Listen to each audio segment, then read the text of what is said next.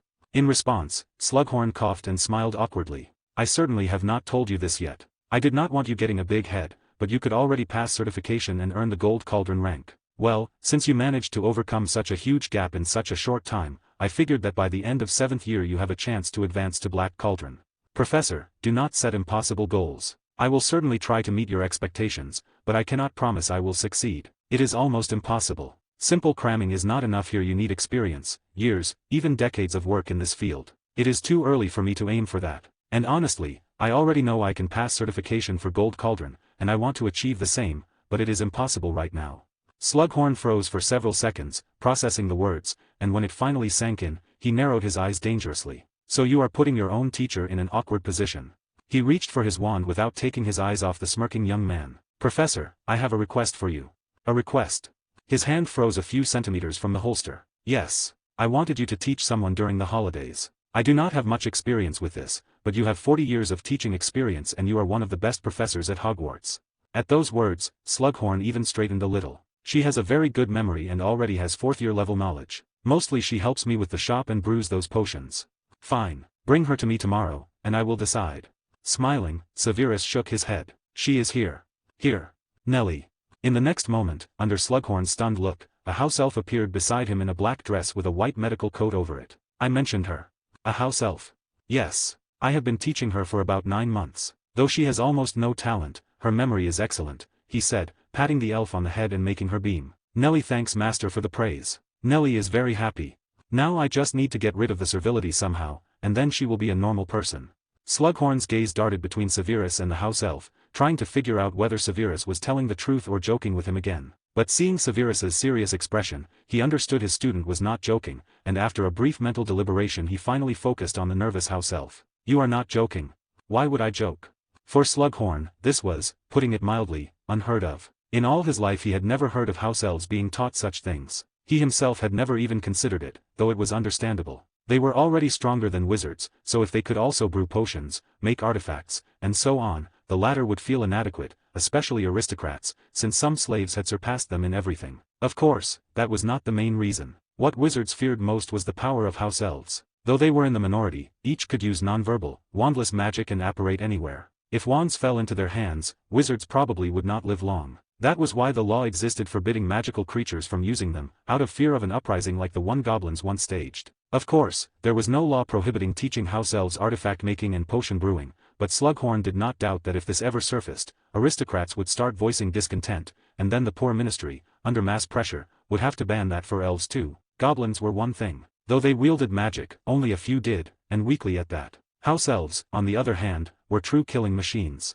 Give them potions and artifacts, and magical Britain would meet its end. And though wizards were real paranoids, they thought and acted sensibly, cutting out problems at the root. However sorry Severus felt about these creatures' situation, he agreed with them. Elves could not be free. If they truly did rise up, the losses would be colossal, and it was not certain victory would go to humans. Taking a deep breath, Slughorn still nodded. I have never had to teach house elves, but we can try. I have become interested in what might come of this, but, he continued more seriously, do not tell anyone about her yet. Professor, I am not that stupid, Severus answered calmly, stroking the little elf's head. And thank you. I will send her here in August. But lessons before then are still on. I know. After Slughorn, Severus also dropped by Madame Pomfrey to say goodbye, but as soon as he entered her office, he saw 2 more stacks of books on the desk, and Madame Pomfrey sitting behind them, sipping tea. The moment she noticed him, she smiled warmly and pushed the books forward. Toward evening, after dinner, Severus met with Regulus, who, with his head proudly raised, created 4 flame spears, and almost a 5th, but only an image. However, Regulus still had not won the bet they had made at the beginning of the school year. He had completed part of the condition, creating 3 spears, but he could not maintain a barrier all day, so he did not get the prize of information. He tried to negotiate, but the moment Severus produced a dress and heels, Regulus quickly shut up and did not try to contest the decision again. Even so, Regulus surprised Severus greatly, since his core was already comparable to a mid-rank master. Now he could channel much more magic through his body, which was why the number of spears had grown to 4. When he could create 8, that would mark reaching high-rank master, and 10 would be the peak of the rank. Further development would be very difficult due to the meager magical background, but even peak master was already a great achievement in this world. If he reached magistrate rank, only a handful in magical Britain could compare with him, but everything depended on Regulus himself. If he kept developing at the same pace, in about 10 years he could call himself the youngest magistrate, naturally after Severus himself, not counting the years Severus had lived in his past life. However, Severus had not come just to say goodbye. He also gave Regulus a few tips on how to continue developing properly, since he had taken quite a liking to him. It was not because Regulus was Bellatrix's cousin, but because Regulus reminded Severus, both in character and appearance, of a good friend from his past life. So, occasionally, Severus enjoyed spending evenings in his company, having a drink of juice and talking about life and magic, like in the good old days. Severus also wanted to drop by Dumbledore and Minerva, but they were somewhat busy, so he did not bother them and returned to his room. Then, with the others, he teleported home. And, following the canon of that famous phrase, "Peace is only in our dreams," he began preparing for the upcoming presentation, since the day after tomorrow a session would be held at the Ministry of Magic in the Department of Magical Education, and his proposal would be submitted for consideration, which, of course, he awaited eagerly. // Chapters on Patreon progress, currently at 1. Harry Potter, Satan. Nah, just my family crest Chapter 174. 2. Marvel, Cosmic Forger of Infinity Chapter 101. 3. Harry Potter, Beyond Good and Evil in the Wizarding World Chapter 146. Support me on Patreon for instant access to the 60+ advanced chapters, patreon.com/redofic. 91. Chapter 86. Life Safety and Health. Part 1. Ministry of Magic. In a large, rather gloomy room shaped like an amphitheater, a straight platform with a small wooden podium stood in the center, and around it tiers of seats rose in steps, gradually filling with wizards. Most of them were elderly mages dressed in spacious robes, and among them one could spot younger ministry workers and other people somehow connected to this department. Besides them, several special individuals were also present, including the head of the Department of Magical Accidents and Catastrophes, Chester Parks, and the head of the Department of Magical Law Enforcement, Barty Crouch Sr. Today's issue, though indirectly, concerned them too. Crouch was giving unfriendly looks to a young man sitting in the first row, and that person was Severus, who was watching the arriving wizards with interest while completely ignoring the gaze of the man who, several months ago, had proposed using unforgivables to beat potion recipes out of him. Severus did not care about Crouch. The man's actions had even helped him get rid of ministry people hovering in his face, and why should Severus dirty his hands when Crouch would be punished by a good son he did not yet know about? Still, if the department had decided to keep throwing obstacles in his way, by the next evening the unpleasant man would be found in some alley. After all, Severus was not a saint. For now, Severus kept surveying the entering wizards, feeling a touch of disappointment. Total, 17 low-rank masters, 7 mid-rank, 2 high-rank, and 1 at peak. Pretty sparse. And it feels like that last one could keel over any moment. He measured with an indifferent gaze the old man who already had 1 foot in the grave, he was so ancient. And now I have gotten a better look at the ministry's strength, and it is terrible. No wonder they cannot suppress 1 magistrate when among them are only 3 old men at peak, and that is if they can even raise their wands, which would be a miracle. Still, not all wizards might be here, but for now it is a disappointing sight. Shaking his head, he shifted his gaze to 3 chairs, 2 of which were already occupied by that same old man and another elderly wizard from the high-rank masters. Hope they gather soon. Ugh, and why are these classic suits so uncomfortable? For a moment, an image of Nagini flashed through his mind. She had made him wear a suit this morning, with a tie on top. Last time I wear something like this. After this, I am wearing robes. Now I at least understand why Dumbledore is always in them. Just then, a silver-haired man sat down next to Severus, pulling him from his thoughts. It was Lucius's father, Abraxas Malfoy. "You surprised me, Mr. Snape, or Prince?" Abraxas asked with a smile. "Whatever you prefer." "I have not thought much about it," Severus answered, and at that indifferent reply the man's eye twitched. "And what brought you here? You do not work for the ministry, but for someone else." The eye twitched a second time. "Mr. Malfoy, I am on the Hogwarts Board of Governors, and besides the Department of Magical Education, we also have the right to vote on adopting any law relating to education. After all, there is only one school in our country," Abraxas said, adjusting his jacket as he looked at Severus with disdain. The answer to the first question clearly had not pleased him. "Right, I completely forgot about you. You also handle funding, oversee school order, and so on. As I understand it, only aristocrats sit on your council." "Only the most respected wizards," Abraxas replied, nodding with his chin proudly raised. "Well, now it is clear why Myrtle's death was blamed on an acromantula when she was found petrified by a basilisk's gaze. No surprise, since Tom was the heir of Slytherin himself, and she was just a muggle-born girl. Most likely the Board of Governors pressured the previous headmaster, and he had to accept the version about that poisonous spider." A chill flashed in Severus's eyes, and it did not escape Abraxas's scrutinizing gaze. But Severus did not dwell on it. What happened had happened, it could not be changed, and the previous composition of the board had likely already been replaced. Besides, he had already taken his revenge by killing the basilisk that had caused the girl's death. Noticing the dissatisfaction in Severus's gaze, Abraxas looked slightly surprised. "So where are the galleons?" Severus asked with a smile, meeting Abraxas's eyes. "The school needs major repairs, updated charms, new desks. Most Quidditch uniforms are already worn out, not to mention bathrooms and common rooms that have not been updated in over a century. And I have only mentioned surface problems. I will send you the rest in writing. You can resolve a lot at school, you could even replace the headmaster without much trouble, but you are not rushing to help. That is not right." "So you are saying we do not help the school at all?" Abraxas asked, narrowing his eyes with displeasure, offended by the words of someone who, in his view, had not seen life. "That is right. In all my time studying, I have not noticed a single change, and I am not trying to insult or accuse you, I am just stating my opinion. You cannot even manage to buy brooms that are already in their second decade, so what are we discussing?" Severus threw out the words with disdain, ignoring the family head's fiery gaze. "Mr. Prince, do you want to quarrel with us?" Abraxas asked coldly. "Is that a threat?"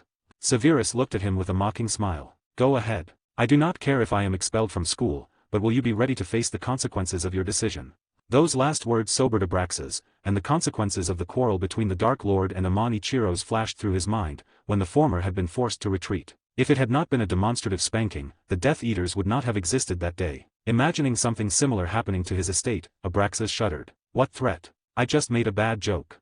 He laughed with a nervous smile, patting Severus on the shoulder. "Of course we will help the school. We just were not told about its problems. Everything was always fine, so we stayed on the sidelines. I will personally go inspect everything tomorrow."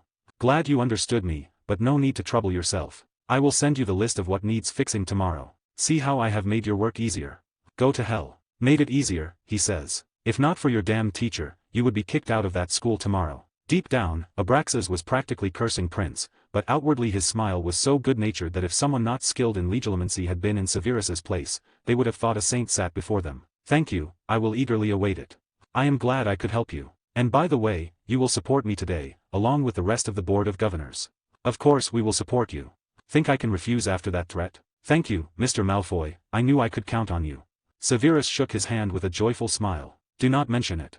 May a poisonous snake crawl into your bed at night." "She is already there," Severus waved dismissively, shifting his gaze to the entrance. Finally, the star of the day had arrived. Through the open door came Dumbledore, who immediately drew attention and headed for the 3 chairs. Though he was only at hired worker level, he was also one of Britain's strongest wizards, a first-class Order of Merlin recipient, and the headmaster of the country's only educational institution. He understood better than the others what children needed in terms of education, so he rightfully took his place. And as soon as he sat down, a young man stepped onto the platform holding a parchment. The moment he set foot on the wooden podium, he unrolled it. "We thank all gathered respected lords who found time to attend this session regarding introducing a new subject into the curriculum."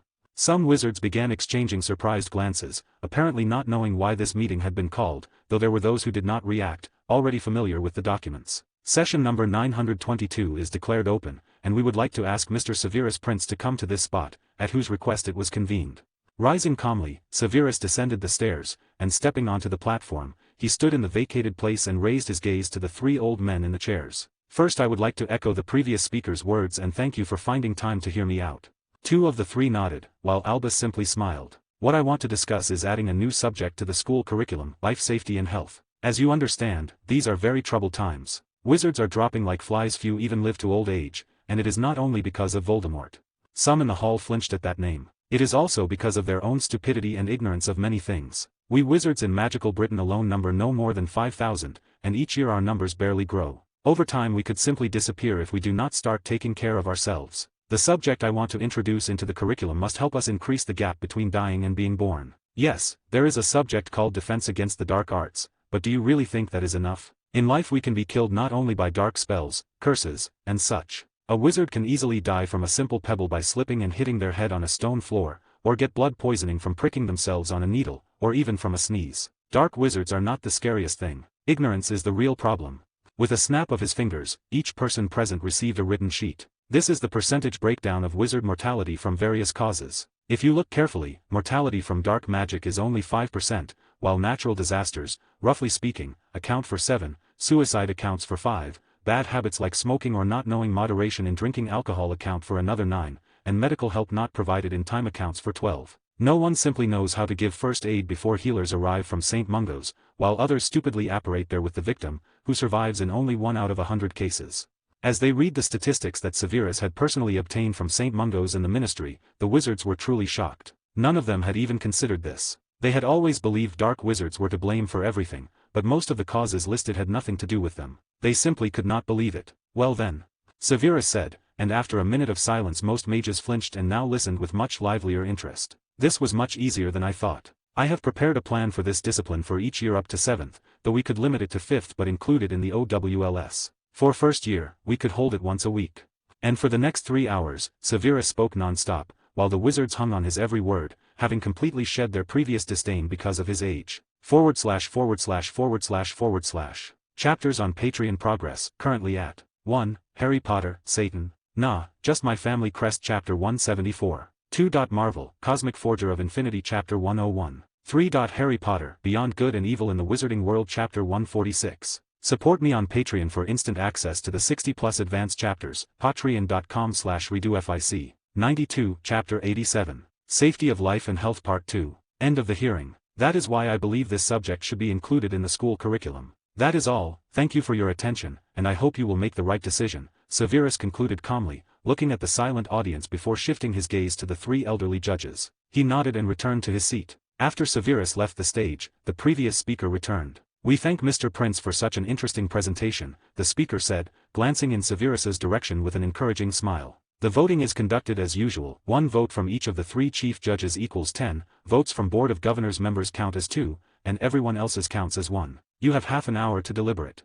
An hourglass appeared beside him and flipped over. Time starts now. If you have additional questions, you may address them to Mr. Prince, he added calmly, returning to the podium. The wizards immediately began whispering among themselves, though no one rushed to ask questions. Severus had already explained everything in excessive detail, and each person held a stack of papers with all the charts, calculations, and a brief summary of the entire presentation. Anyone who asked a question would look like a fool in the eyes of the others. So for the next half hour, aside from whispers and the rustling of clothing, nothing could be heard in the hall. Severus himself looked completely calm, and that earned him respect from the wizards watching him. Not everyone his age, even among aristocratic children, could withstand such pressure. Though there were those who looked at him with irritation, they were in the vast minority. Damn show-off, Crouch thought contemptuously, watching the bored Severus, who seemed unconcerned about today's decision. Crouch simply could not believe that Severus, who had not even finished school, could come up with this. Of course, similar thoughts occurred to many others, but no one paid them much attention. This was no longer their problem, but rather a matter for the Department of Magical Law Enforcement, should anyone try to claim credit for promoting this project. 30 minutes passed almost unnoticed, and when the last grain of sand fell, the sound of a clap drew the attention of the wizards gathered in the hall. Please begin voting. The speaker reappeared on stage, removed the hourglass, and looked up at the row of ordinary members of the Department of Magical Education. Raise your hands, those who are in favor of introducing this subject into the school curriculum. Most of them raised their hands, though of course some abstained. Thank you. Please cast your votes. The speaker turned to the 12 wizards, among whom was Abraxas Malfoy. Almost immediately, they unanimously raised their hands. Thank you. Nodding to them, he finally focused on the 3 elderly judges but said nothing, merely waiting for their decision. I support Mr. Prince, Dumbledore pronounced with a kind smile. I also agree with Albus. The young man has done considerable work, and it would be a sin to reject his proposal, which will only benefit future generations of wizards in our country, the second judge said with a smirk, stroking his long beard and looking at Severus with interest. My decision matters little, but I have a question for you, young man. Please, ask away, Severus said calmly, rising from his seat and meeting the eyes of the Peak Master, who looked the oldest of the three chief judges. Was this your idea? No. I took it from the Muggle world and completely reworked it for the magical world. The textbooks and all other supplementary materials were written personally by me and checked by Headmaster Dumbledore before reaching you. Severus did not particularly want to hide this fact. Sooner or later it would surface anyway, and now, when most votes were on his side, it no longer mattered. Besides, seeing the sour expressions on Abraxas and the other aristocrats was worth it. I see. Then answer one more question, the eldest judge continued, seemingly unsurprised by his answer. Why do you need this? For future generations and the country as a whole, Severus lied without blinking. He could hardly tell them it was for fame and access to the world's largest library, which only outstanding individuals who made significant contributions to education could enter. Of course, this fame had other applications too. I see. I also vote in favor. After bowing to the eldest judge, the speaker smiled brightly. Since the majority of wizards gathered here have voted to include safety of life and health in the school curriculum, it has been decided to grant Severus Prince's proposal. This meeting is hereby adjourned. Some of those in the hall looked displeased that they had not been warned the subject was merely an analogue of a Muggle one, but most were convinced by Severus's arguments and the necessity of this subject for the rising generation of young wizards. Mr. Prince, please stay to resolve additional matters. Severus had expected something like this, so he did not hurry to leave the hall, merely nodding wearily. Congratulations, Mr. Prince, a smiling Dumbledore said as he approached him. Thank you, and thank you for agreeing to help me with this difficult task. If not for your signature, I might not have reached this stage. Do not be modest. You would have succeeded without me. Noticing the approaching speaker, Dumbledore clapped Severus on the shoulder. Good luck, young man. Do not expect to return home early today. That is understandable. Thank you, Headmaster, and have a good day. After Dumbledore left the hall, the speaker immediately approached. Come along, Mr. Prince, we will not take more than half an hour. Catching Severus's mocking look, he coughed awkwardly and smiled. Maybe a couple of hours, but you will definitely be home by midnight, he added cheerfully. Lead the way then. I will take your word for it.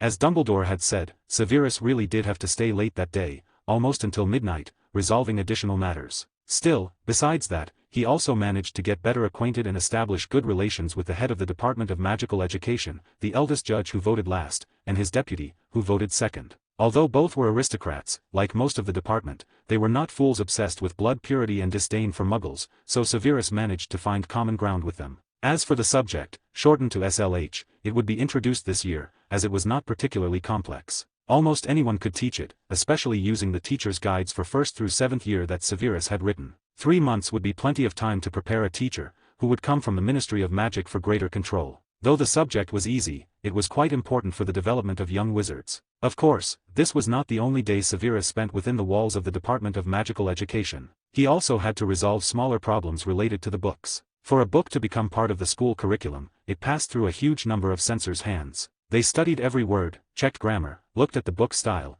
and demanded explanations for any unclear or ambiguous points. It was long, painstaking work. At times Severus wanted to tear out the beards of some who demanded explanations for already obvious things, deliberately trying to provoke him. Still, there were some accidents. One of them accidentally had his beard catch fire when he fell asleep by the fireplace. Another with a particularly long tongue ended up in the neighboring ward with the divination professor, and a third was ambushed at night, knocked out, and dumped in a Muggle psychiatric hospital, where he met both Merlin and King Arthur, Hitler, and even Winston Churchill. After these incidents, many of the censors tempered their zeal and no longer pulled him from his thoughts over trifles. Though they were not sure it was specifically Severus who caused all this mayhem, the censors decided to halt the persecution organized by one particular individual, just in case. After all, their own skin was more valuable than a couple hundred galleons. There were quite a few books, so they worked on them for almost 3 weeks. But Severus, of course, did not just rest. He occupied himself by studying the accessible library at the Ministry of Magic, though he did not doubt that somewhere a more extensive one was hidden. He just did not have time to search for it, and how could he search when he was being watched all day? Only by the 4th week did Severus finish everything related to SLH. He even met the future professor for this discipline, a middle-aged retired Auror with a very good memory who had long been looking for work. After a leg injury, he could no longer adequately fulfill his duty. Satisfied with the choice of professor, Severus could finally entrust the rest to the ministry. Still, he planned to double-check everything 2 weeks before the start of term, just in case. He did not particularly want some crooked idiots who fancied themselves clever to try to spoil something with their stupid advice and corrections without his knowledge. There had already been precedents, which Severus had nipped in the bud. If he gave in to them even once, he would only show weakness, and then they would pester him worse than before. Finally, exactly 1 month later, he left the walls of the Ministry of Magic, which in that short time had managed to thoroughly irritate him. At times he wanted to burn one particular group of censors. Only the fact that they calmed down by the end of the second week, as if sensing danger, saved their lives. And there were almost no decent books there, as most were thinly veiled propaganda nonsense. In short, he had to occupy himself with the books that Madame Pomfrey had given him. That was how a third of his holidays passed. // Chapters on Patreon progress, currently at 1. Harry Potter, Satan. Nah, just my family crest Chapter 174. 2. Marvel, Cosmic Forger of Infinity Chapter 101. 3. Harry Potter, Beyond Good and Evil in the Wizarding World Chapter 146. Support me on Patreon for instant access to the 60+ advanced chapters, patreon.com/redofic. 93, Chapter 88. Airplane, London, Heathrow. Sitting in a chair, Severus watched the huge board of departure times and flight numbers with open curiosity. He had wanted to fly on a plane for a long time, ever since he first read about them in a book. Even so, he still could not quite contain himself. What fascinated him most was how ordinary people could lift 200 tons into the sky without magic. He had read the theory, but he understood little. He needed experience, and seeing it with his own eyes would be far more interesting. Flight 202 of London Airlines to New York is now boarding. All passengers please proceed to gate 25.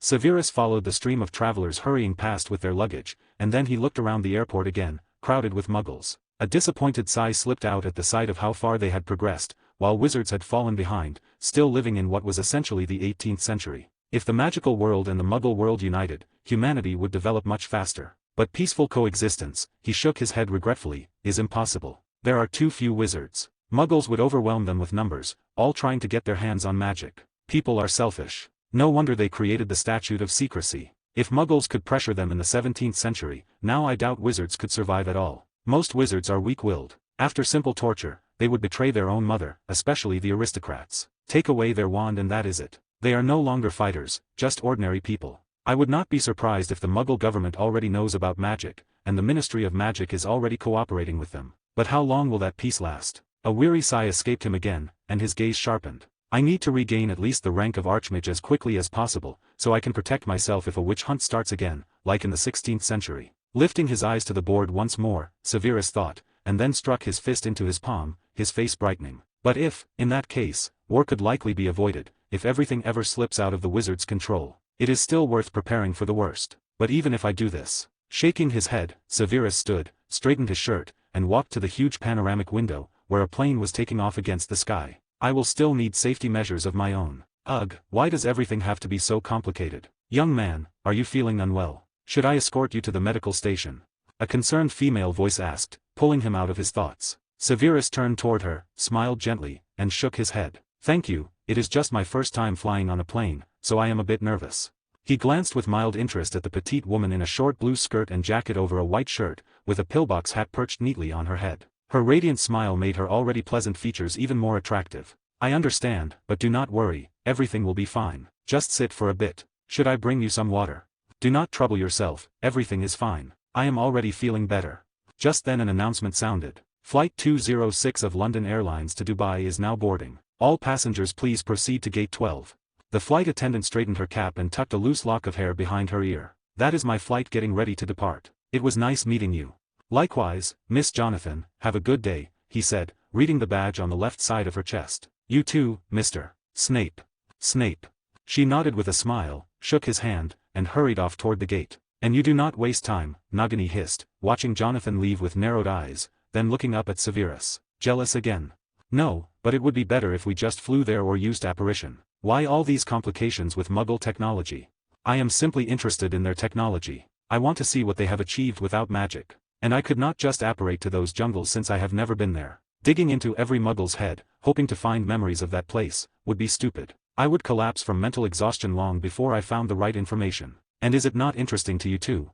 He asked with a smile, stroking the snake, now the size of a thumb, peeking out of his breast pocket. I suppose I will never understand what you find interesting about them. They have only just started developing certain specific areas that managed to intrigue me. And to be perfectly honest, the magical world has fallen behind. Muggles know far more about the world around them, not to mention the terrible ignorance of wizards who think Muggles still swing swords and hunt mammoths. Yes, maybe I am exaggerating a bit, but that is the situation. Most do not even know what firearms are, let alone grenades and nuclear bombs. And it is interesting. Ordinary people have reached the kind of power that could threaten the existence of wizards without much effort. Wait, you mean that bomb, it really exists? Nagini exclaimed, shocked, remembering that terrifying explosion they had once seen in a film. Yes, it exists. And the funny thing is, wizards do not suspect there is something that could wipe out Hogwarts in an instant, though, remembering the charms on the castle, Severus nodded thoughtfully, maybe it could withstand a direct hit. But radiation, probably not, since they do not even know what it is. Do not worry.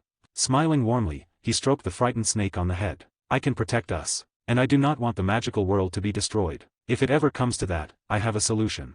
Rising from the chair, Severus headed toward Gate 12. Only 10 minutes remained before departure, and his route was not particularly winding. He planned to fly from London to Dubai, transfer, and then reach Brazil. By this time tomorrow, he should be in São Paulo, where a guide would be waiting. The author of the very book Severus had paid 2,000 galleons, to draw a map, explain the rough route, and lead him at least as far as the barrier the man had once passed through. Because, just like London and almost everywhere in the world, the Amazon jungle also had a place like Diagon Alley and Hogwarts, separated from the Muggle world. Terrifying monsters lived there. Rumors even claimed someone had seen a real basilisk. Few believed it, but no one rushed to go meddle and prove anything in one of the most dangerous places on Earth. A few minutes later, after passing security, Severus walked through the jetway, the enclosed tube connecting the terminal to the aircraft. Once inside, he smiled at Miss Jonathan, the short, pleasant attendant he had spoken with earlier. "Welcome," Miss Jonathan said with a smile, but when she saw who had stepped aboard, surprise flickered across her face. She recovered at once, returning to her professional expression.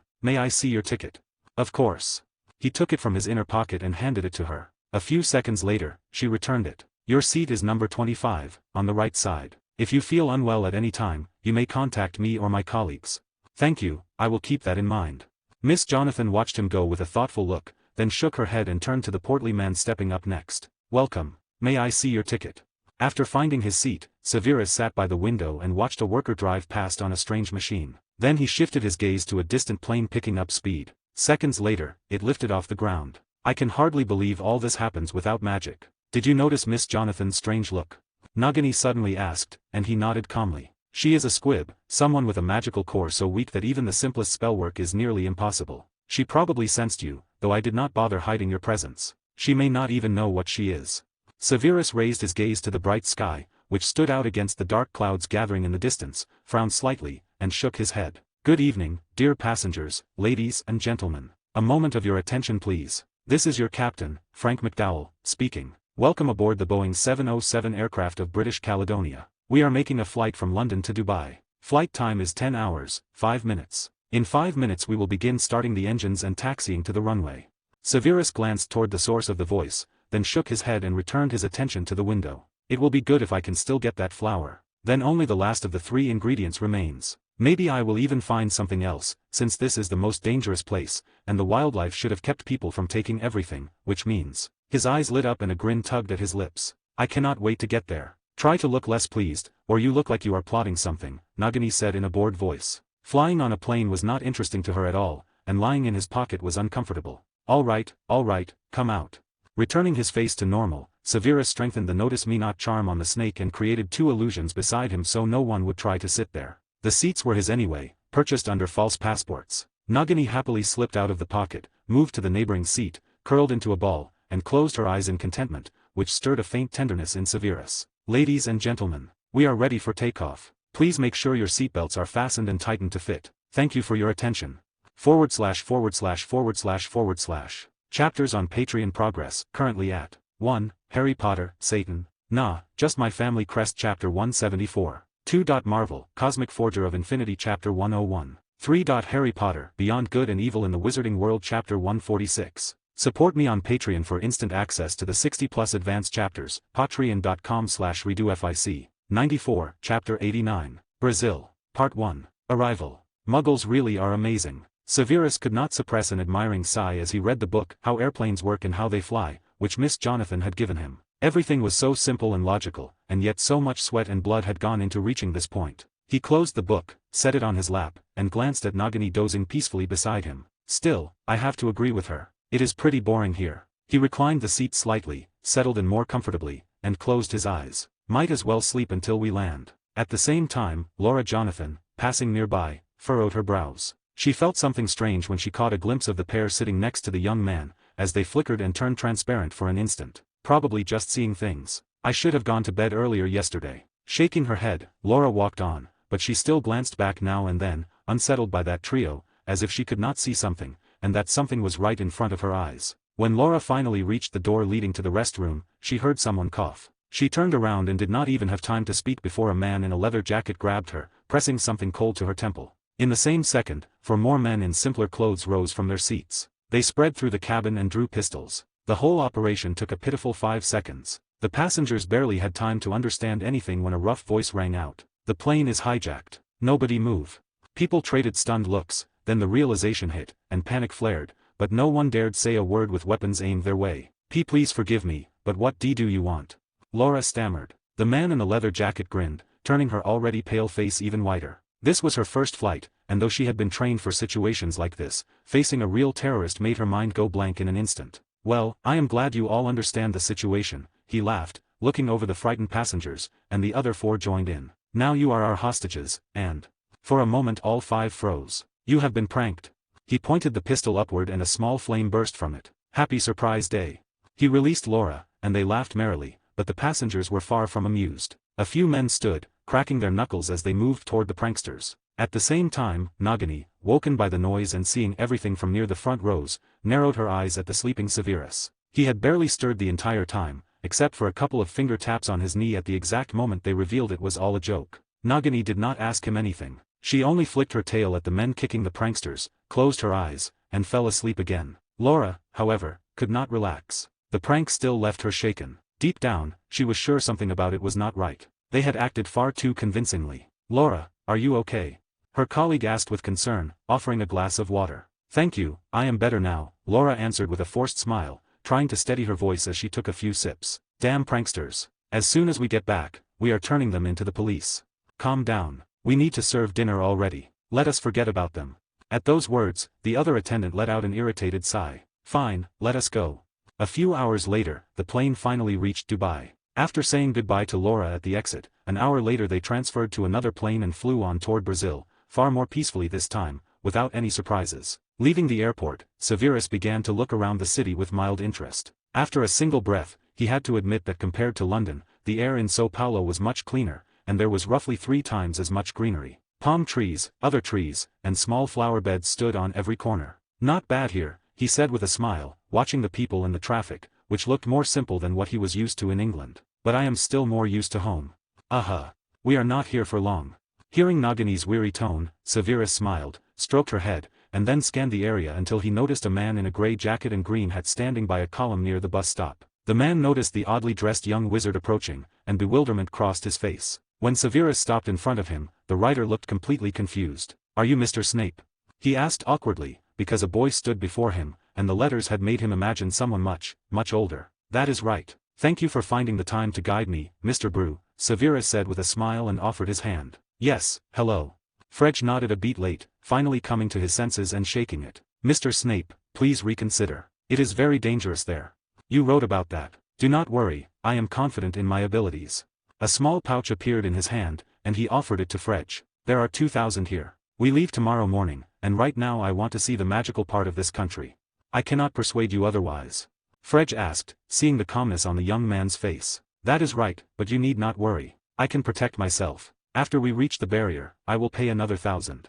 Watching the struggle on Fredge's face, Severus's opinion of him improved slightly. 3,000 galleons was no small sum. For that kind of money, many would have been ready to strangle each other. After a pause, Fredge held the pouch back out. How about this? I will tell you about the jungle and all the dangers I had to go through, and tomorrow you will decide whether you are ready to enter it or not. He is a decent person. I agree. A rarity among wizards. Severus nodded with a smile but still did not take the galleons. Keep them for now. But. No buts. Now, can you take me to an exchange office, or do they accept galleons here? All right, Fredge sighed wearily, touched Severus's shoulder, and the next moment they vanished. Half an hour later, after exchanging 10,000 galleons for local currency, they apparat to a fairly crowded street, with shops and stalls lined up outside. This is a Muggle market. We are not far. Crossing the street, Fredge led him into a completely empty dead end. The two of them did not stop, though. They simply walked through the brick wall and stepped into a different world. A small, gloomy alley lay beyond. There were not many people, but almost everyone wore cloaks or masks. Few showed their faces. It was also filthy. Some stalls, if you could call them that, were just tables set outside with goods laid out in a rather unpresentable way. There were shops too, and more or less proper stands, but those clustered closer to the center of the market. Be careful. This place is patrolled by squads of local peacekeepers, but murders are not exactly rare here, Fredge whispered, pulling his hat lower. Severus had already put on the mask he once wore to a masquerade ball. All right. Severus nodded calmly and glanced to the right. Behind one table stood an unpleasant man brewing a strange mixture in a pot, with a couple of vials of red and blue liquid beside it. Poison, though still nowhere near Nagini's level. Across from it sat a table with daggers. Mediocre work. A waste of materials. As they passed the dagger seller, Fredge tossed him a gold coin. The man caught it deftly, grinned with his toothless maw, and threw 2 badges shaped like a black letter R. It is a kind of tax. Pay it and the local gangs will not bother you, Fredge said, handing one badge to Severus and pocketing the other. I see. If it helped avoid unnecessary trouble, Severus had no objections. He had not come here to fight. Passing under a stone arch, Severus began examining the offered goods. Most could barely be called that, trinkets claimed as artifacts, potions whose names had nothing to do with their effects. Still, he bought a few books, and they were cheap, only 5 fido each. In this country, 1 galleon equaled 1 moro, a gold coin, and 10 dipra, a silver coin. There were also iron fido, the smallest currency. 1 gold equaled 12 silver, and 1 silver equaled 32 iron. Severus also looked over the metals, but a herb shop caught his attention most. The selection was rich, from the simplest ingredients to things that, in magical Britain, would get you thrown into Azkaban without trial, even if you were a potions master. Severus stocked up thoroughly, spending almost 4,000 moros. Along with simple rare herbs, he even found ingredients for a youth potion that could rejuvenate someone by 30 years, but only once. Of course, a more advanced potion of that type existed, but growing those herbs required a magical background 10 times stronger than Hogwarts. That kind of growth was impossible in this world, so he did not even consider it. Severus left the shop very satisfied. Besides what he needed, he had managed to buy herbs for his potions almost 20% cheaper, and in excellent quality. Let us leave quickly, Fredge said grimly, grabbing his sleeve. Severus did not pull away, since running was pointless anyway. The herb seller had sold them out 5 minutes ago by pressing a small seal under the table. And, surprisingly enough, when they turned the next corner, a group of wizards appeared, dressed in filthy clothes under leather armor, with a wand holster and a dagger at the belt. They were grinning. More ingredients have arrived. Severus smiled back at them. // Chapters on Patreon progress, currently at 1. Harry Potter, Satan. Nah, just my family crest Chapter 174. 2. Marvel, Cosmic Forger of Infinity Chapter 101. 3. Harry Potter, Beyond Good and Evil in the Wizarding World Chapter 150. Support me on Patreon for instant access to the 60+ advanced chapters, patreon.com/redofic. 95, Chapter 90. Brazil. Part 2. Walk. At the front of the group stood a man dressed more neatly, though his clothes were not so different from his colleagues. His face was more refined, free of scars, but he wore a goatee and a thin mustache. If you met him on the street, you would not immediately assume he was a bandit. I am pleased to welcome foreign colleagues to Dark Alley, he said with an elegant bow and a false smile, looking at the 2 wizards. Why did you stop us? We paid the tax, Fredge said, pulling out the badge and almost dropping it before lifting it to eye level. Do not worry, we know that, of course, but the trouble is that just yesterday a new tax appeared. As he spoke, another group blocked the way back. Their matching uniforms made it obvious they were from the same gang. And what is it?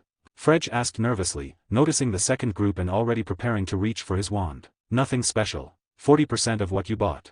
F40. No need to be so nervous. It is only 40%, the man waved dismissively, then smirked at Severus, who had said nothing so far and only observed. I am sure this young man will not have any trouble paying.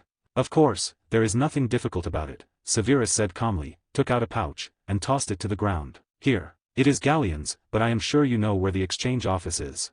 At that, Fredge went pale, and the gang's earlier snickering stopped. Well, what are you waiting for? Take it and get out of the way. Faces darkened. The leader looked especially grim, not even glancing at the pouch. What are you doing? Fredge grabbed Severus by the sleeve and whispered in panic, because this was a direct declaration of war. They will. What is wrong? Severus tilted his head in puzzlement. They wanted 40%, and I gave it to them. Do you not see what they are wearing?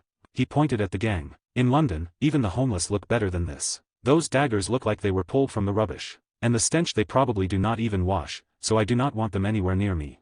He looked at them with open disgust. Take it and get lost.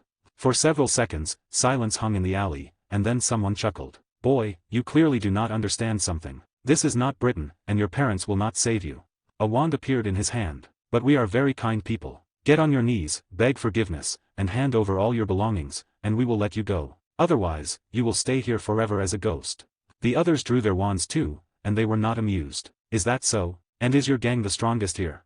The man snorted contemptuously. What do you think? All right, take me to Veter, and I will give him my hard-earned galleons, not you lackeys, Severus said, lifting his chin and looking at them with contempt. At the name, the leader frowned. How could a boy from another country, who had arrived today, know it? Even among their own, only a handful knew that name, including him. If Severus knew it, then the guest was not simple. That name, how do you know it? The leader asked. The others stared at him, shocked. How could a bloodthirsty man who never tolerated insults endure this? Why should I explain anything to you? TCH, you. Lead the way, or are you going to keep flapping your tongue uselessly? The leader glared, then pulled out a whistle and blew into it. No sound came. A few seconds later, an eagle swooped down onto his hand. He pulled out a piece of paper, whispered a few words, tied it to the bird's leg, and released it. You will have to wait until the boss replies. Fine. Severus conjured a chair, sat down under their grim looks, and pulled out a book. Mr. Snape. Fredge looked at him as if on the verge of tears. Do not worry. I have got everything covered, Severus said with a wink, putting a slight emphasis on the last word. I hope so. 10 minutes later, the eagle returned. As soon as the leader read the message, his face darkened. Follow me. Our boss is expecting you. The words came out like a struggle. The letter had practically covered him in profanity, ordered him to address Severus formally, and almost to bow at the feet of a boy half his age. You should have done that from the start instead of swaggering around, Severus said, standing up. He tossed several gold coins to Fredge. You are free. I no longer need your services. Fredge blinked, slightly stunned, but he gathered the coins from the ground. Thank you. Without another word, he left. The gang did not stop him. They knew he was only a guide. The money bag was the boy himself. All right, lead the way, Severus told the leader. The man said nothing in response, or else everything he thought would have spilled out. He turned and started walking. Along the way, Severus calmly kept examining the stalls, stopping now and then, which irritated his escort more and more. Under orders, they could not say or do anything, only watch and curse the boy in their hearts. The market was enormous, and herb stalls stood on almost every corner. Real magical jungle lay nearby. It was dangerous, and hundreds of wizards died there each year, but anyone who returned with rare ingredients could earn hundreds or even thousands of moros. It was a gold mine, and, as Severus discovered, almost 20% of the herbs shipped to Britain came from Brazil. That, along with the flour for the potion, was one of the reasons for his trip. Of course, he did not plan to buy every herb he saw, only what would be useful for future brews. After the 7th stall, Severus stopped in front of a weapons shop. These were not wands or artifacts, but real blades. Unlike Britain, where aristocrats ruled and cold steel was treated as decoration, this place felt much closer to his own world. Wizards were not limited to wands and were ready at any moment to slit a throat with a dagger. The shop had no display window, only a bare wall, and the hand-painted sign read, Weapon Shop. Its simplicity intrigued him. Under the grim looks of his escort, Severus went inside, followed by the leader, who was furious. What should have been a 10-minute walk to the base had become 2 hours, but he could not complain, because the letter had ordered him to accompany Severus the whole time and not rush him. Inside, Severus examined the racks thoughtfully. The weapons were acceptable by local standards, but none could compare to Gryffindor's sword, forged by goblins. And if you think about it, goblins in my world were green, wild, and bloodthirsty, while these are more human, stubborn, yes, but skilled smiths. Maybe their ancestors really were dwarves and goblins who decided to, so to speak, diversify their intimate life? Shaking his head, Severus forced the thought away. God forbid he ever dreamed of such a show. Severus did not pay much attention to the blades themselves. He was more interested in the metals, some as ingots and others as ore, but most of it was mediocre, and even mixed together it would not come close to the material Godric's sword was made from. The elderly shopkeeper behind the counter looked nervous at the sight of the bandit, clearly knowing who he was and what he could do. When the guest's grim gaze fell on him, he flinched. I am interested in these ores, Severus said, and the shopkeeper jumped, staring at him wide-eyed. Are you all right? Why yes. The man nodded, looking at 3 multicolored ores that stood out from the rest, and were also the most expensive items in the shop. I have run out of moros. Can I pay 1-to-1 in galleons? Oh, 1-to-1. But that would be almost 7,000. That is nothing. Do you have an artifact with?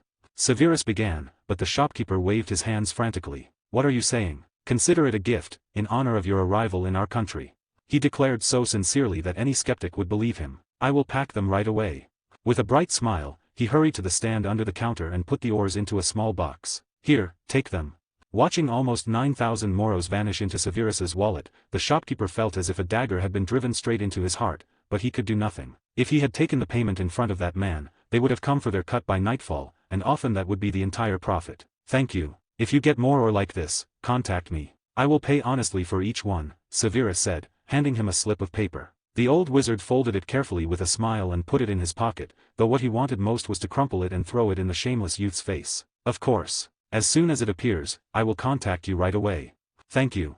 As soon as Severus and the leader left the shop, a single tear rolled down the shopkeeper's cheek. He had worked hard to obtain those ores, and losing everything in a single day was a real blow. Returning behind the counter, the old man noticed, out of the corner of his eye, a plain pouch he clearly remembered not leaving there. When he opened it, a golden glow burst out. Shocked, he immediately hid it inside another artifact under Notice Me Not charms. His heart hammered so hard it felt ready to stop. With trembling fingers, he pulled out a note. Unfolding it, he read a simple line: "If you can get more, I will pay the same amount." Below it was an address in London. Tears rolled down the shopkeeper's cheeks. He folded the paper again, put it back in his pocket, and went to the door. Today the shop closed earlier than usual, but no one paid much attention. At the same time, Severus finally reached a richly furnished, 3-story mansion. 2 marble statues flanked the stairs leading to the front doors, and almost a dozen guards patrolled the perimeter. Some stood right by the entrance, on either side of double steel doors decorated with gold patterns and precious stones. Not bad. 12 outside, and 90 more inside. Apparently the local boss values his life greatly. 2 more masters too, though their cores are weaker than Dumbledore's. Still, that is surprising. A simple gang has 2 of them. I cannot wait to meet this boss. Maybe he is one of them. Nagini, tucked in his pocket, got chills at the feeling of trouble closing in. She could sense the anticipation on Severus's face. Maybe I should have stayed in London. // Chapters on Patreon progress, currently at 1. Harry Potter, Satan, Nah, Just My Family Crest Chapter 176. 2. Marvel, Cosmic Forger of Infinity Chapter 103. 3. Harry Potter, Beyond Good and Evil in the Wizarding World Chapter 154. Support me on Patreon for instant access to the 60+ advanced chapters, patreon.com/redofic. 96, Chapter 91. Brazil. Part 3. Murder. Before they were allowed into the building, Raphael, the gang leader, and the others were checked for foreign charms with a potion, forced to drink Veritaserum, and even had Revelio, Hominum Revelio, and Specialist Revelio cast on them. Still, they could not find Nagini, because the spell modifications had been chosen incorrectly, and trying to make Severus drink potions when he had learned to dispel them back in 5th year was pretty foolish. So they got inside without much trouble, and, as if under escort, Severus was led through the mansion's long corridors toward the place where the 2 masters were located. Inside, the mansion was furnished lavishly. Chandeliers of pure gold set with precious stones, candelabras of the same metal on every table made of magical wood. A huge number of paintings in gold frames hung on the walls. The rest of the furniture matched the overall style just as perfectly. At every turn stood a guard in a plain, classic suit, not to mention those posted at each window and in groups on the stairs. There were detection and alarm charms, of course, and on top of that a barrier surrounded the building, and it was a fairly complex one. If Severus had to break through all of this by force, there would definitely be casualties, so he chose a simpler path. It carried the risk of exposure, but it was much easier than the first option. Of course, he had Potter's invisibility cloak, but he did not rely on it much, since the same Revelio could easily detect someone beneath it. By the time they finally reached the 3rd floor and had just left the landing, a procession of 10 wizards passed them, led by an elderly wizard who was clearly one of the masters. Their clothing, however, was completely different from what Viter's people wore. It was cleaner, more pressed, and resembled the official uniform of the local peacekeepers that Severus had seen several times in Dark Alley. They wore green suits with cloaks over them, and a hat the same color as the suit completed the ensemble. The grim old wizard leading the group did not pay much attention to them, absorbed in his thoughts, but Severus followed him with a thoughtful gaze. So the gang has only one master after all, and judging by the clothes, he is most likely someone from the authorities. That is for the better. 2 would be a bit harder to deal with. When Severus glanced back at Raphael, he saw contempt aimed at the landing. Interesting. Get moving, Raphael barked menacingly, noticing Severus's thoughtful look. Have you forgotten something? Severus asked with a smirk, and Raphael's face twisted as if he had bitten into a whole lemon. Please, let us speed up a bit.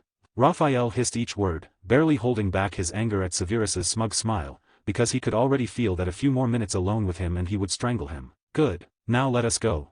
Approaching the door, in front of which stood a group of 6 wizards, Raphael stepped forward and went to the sturdiest of them. Carlos, we brought the person the boss called for.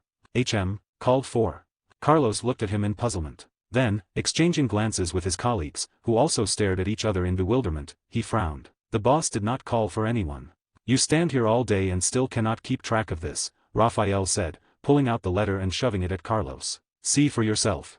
At that moment, Severus stepped forward, and the guards tensed sharply. Have you forgotten that a few hours ago he told you his old friend's son would come to see him?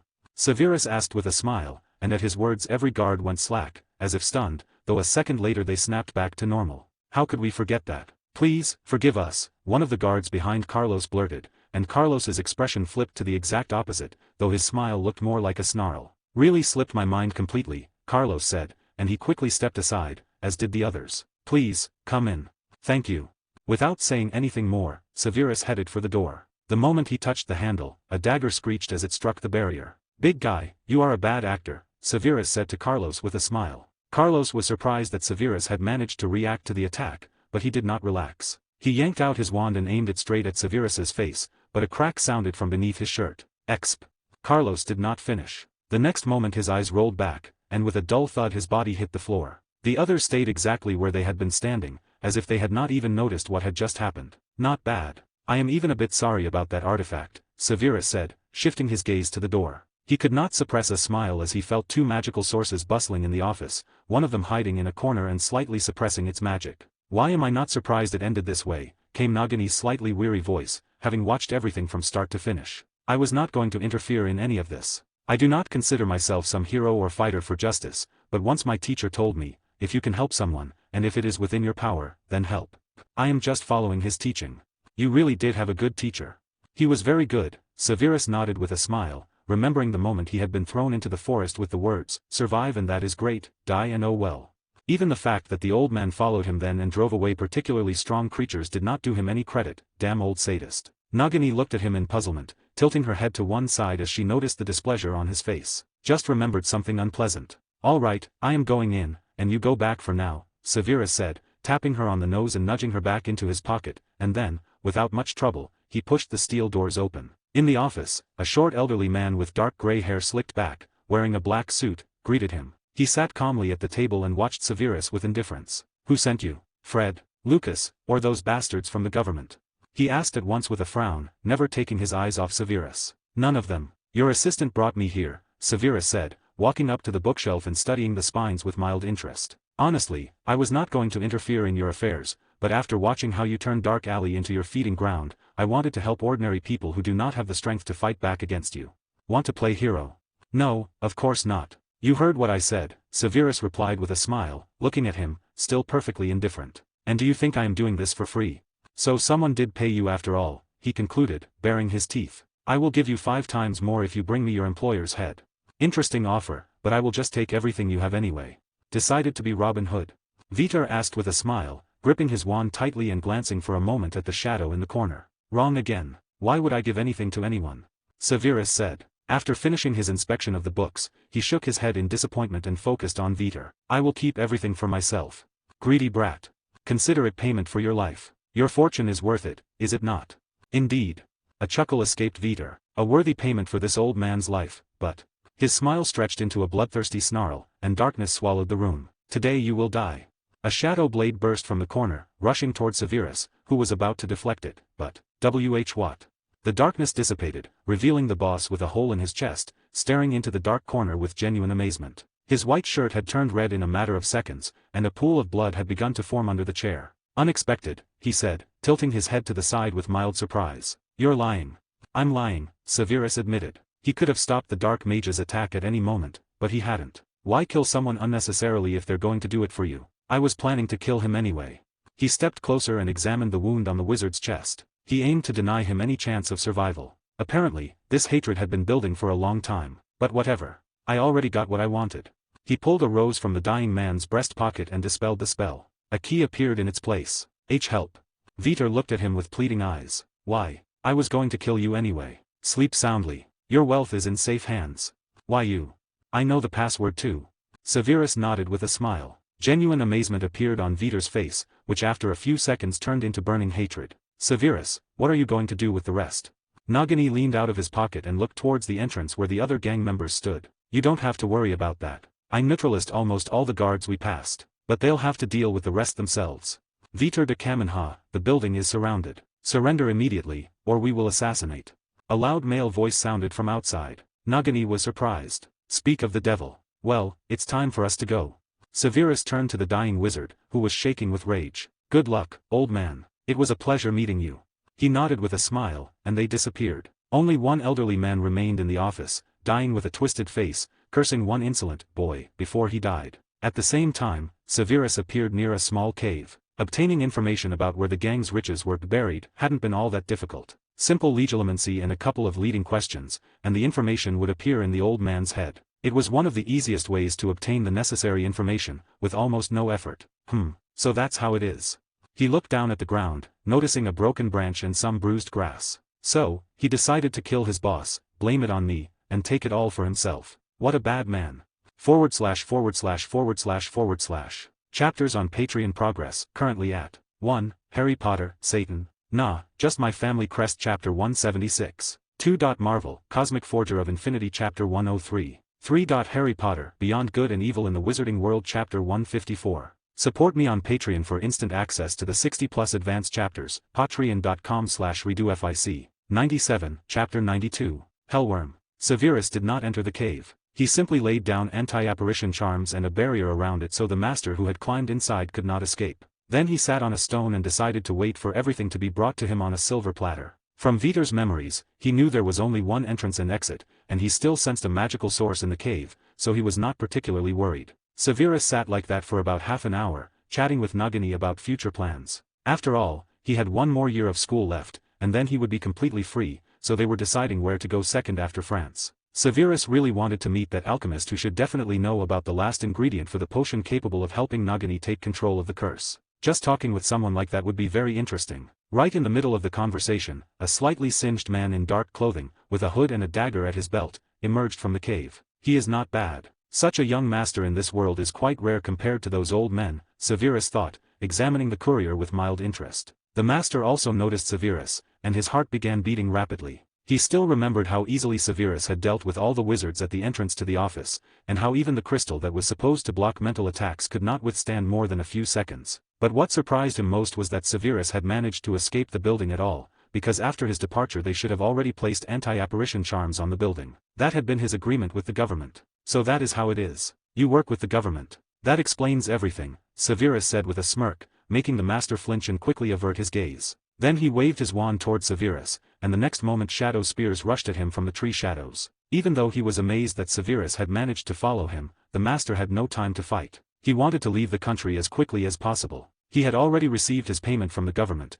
and he had also taken the gang's gold from the vault in the cave. All that remained was to board the plane waiting for him and fly away. But when he was already approaching the jungle, already smelling the scent of freedom and a carefree life for the next couple hundred years, the next moment he slammed his head into something hard at tremendous speed and was thrown back. What is this? Jumping up, panic in his eyes, he stared at the transparent dome. But they said they would not pursue me. Damn, damn, damn, they deceived me. You rotten bastards. Not bad, not bad. Good level of nonverbal magic mastery, Severus's calm voice rang out, yanking the master from his thoughts. He immediately understood who had set up this barrier, and cold sweat broke across his body. Such a powerful barrier was impossible to establish alone, which meant other wizards might still be hiding somewhere. He did not doubt he could beat Severus if he did not get close and did not look him in the eyes, but the thought that at least 5 very strong wizards might be nearby made him panic a little. He was one of the strongest in the gang, but by nature he was a coward. That was why he chose shadow magic, so he could hide or flee at any moment if the enemy proved too strong.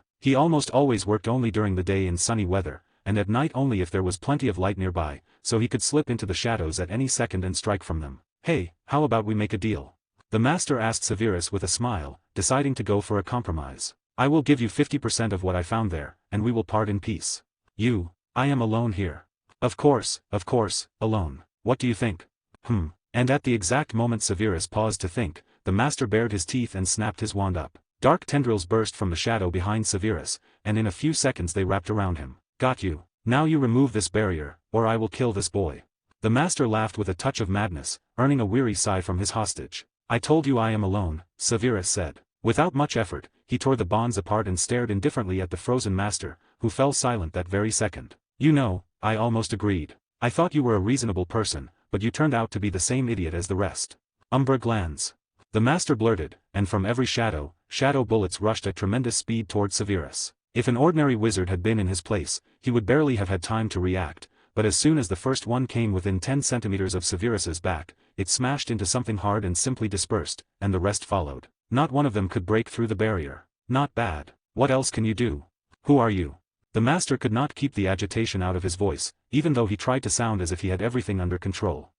Talking again? That does not interest me. Show me what else you can do, or else. Severus snapped his fingers, and fiery arrows began appearing around the shocked master, too many to count. Flames seemed to cover the sky above his head. Wait, I surrender. Do you hear, Suren? He did not finish the last word before an arrow buried itself a few centimeters from his leg, and he went silent at once. Continue. Give it your all, or I will burn you alive. At Severus's icy tone, cold sweat covered the master's back, and he said nothing more. Gritting his teeth, he waved his wand, and one by one snakes burst from the shadows with open jaws, trying to sink their teeth into Severus, who still watched calmly as the barrier stopped each attack. Realizing this was useless, the master changed tactics. Instead of crashing into the barrier, the snakes began wrapping around it, squeezing with incredible force. At the same second, another snake emerged from Severus's shadow, almost a meter thick, and swallowed the whole cluster of snakes and the master himself. But he did not hope for a miracle, because the arrows above his head still had not disappeared. And as if hearing his thoughts, the shadow snake suddenly swelled, and the next moment it exploded, dispersing all the shadows. Not bad. Do you have anything besides shadow magic? The completely unharmed Severus asked calmly, still standing in the same place. Why do you need that? I need a servant with your specialization. You want me to become your servant? It finally dawned on him why all this rigmarole had been necessary, and sparks danced in his eyes. I can agree now, and then I will just escape. That is it. At the same time, Severus, calmly reading his thoughts, could not suppress a smirk. He had not seen such naive bandits in a long time. Yes. If you follow me, I promise to help get rid of your legal problems, and I will pay you 1,000 galleons a month. Agreed. Yes. Without even a second's thought, he nodded eagerly. Glad to hear it. Then from this day on, you work for me, Severus said with a smile, holding out his hand. Noticing the apprehension in the master's eyes, he added, do not worry. If I wanted to, I could kill you right now. Relax. We are allies now.